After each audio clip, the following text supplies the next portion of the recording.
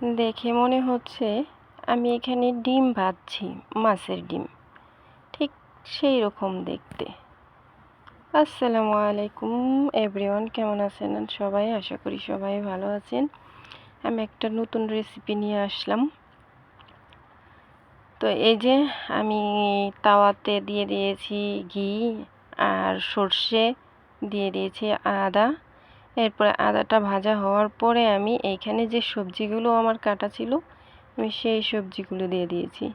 আর এই সবজিগুলো হচ্ছে, এখানে আছে গাজর, টমেটো, পেঁয়াজ, পপকর্ন, পপকর্ন কর্ন বললেও হয়, পপকর্ন বললেও হয়, দুটোটাই আছে। হলো মটর।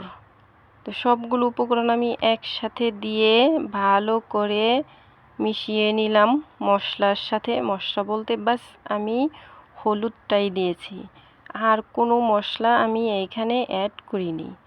আর এই যে আমি এরপরে দিয়ে দিলাম সুজি দেওয়ার পরে এখন আমি ভালো করে মিশিয়ে নেব সবজির সাথে। তো দেখে মনে হচ্ছে না মাছের ডিম? একদম মাছের ডিমের মতো লাগছে। আর কালারটাও কিন্তু সেই রকম। ভাজা হওয়ার পরে আমি এইখানে কিন্তু পানি অ্যাড করেছি পরিমাণ মতো। এখন আমি মিডিয়াম আঁচে এটাকে জ্বালিয়ে নেব যাতে সুজিটা ভালো করে ফুটে যায়। তো এই যে সুন্দর মতো আমার সুজিটা ফুটে যাচ্ছে, দেখতেই পাচ্ছেন। তো আমার কিন্তু প্রায় শেষের দিকে। এটা কিন্তু খেতে ভীষণ মজা, আর এটার নাম হচ্ছে উপমা।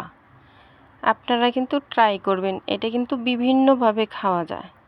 আমার শেষ হয়ে গেছে, আমি এখন উপর দিয়ে কটা ধনিয়া পাতা ছিটিয়ে দেব। তো এইটা একটু সফট, খেতে খুব ভালো লাগে, ঝরঝরাও খাওয়া যায়। ঝরঝরাটার একরকম টেস্ট আর সফটটার আরেক রকম টেস্ট।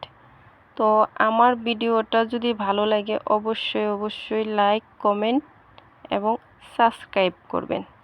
সবাই ভালো থাকবেন, সুস্থ থাকবেন। সবার জন্য আমার অনেক অনেক দোয়া রইল। আল্লাহ হাফেজ।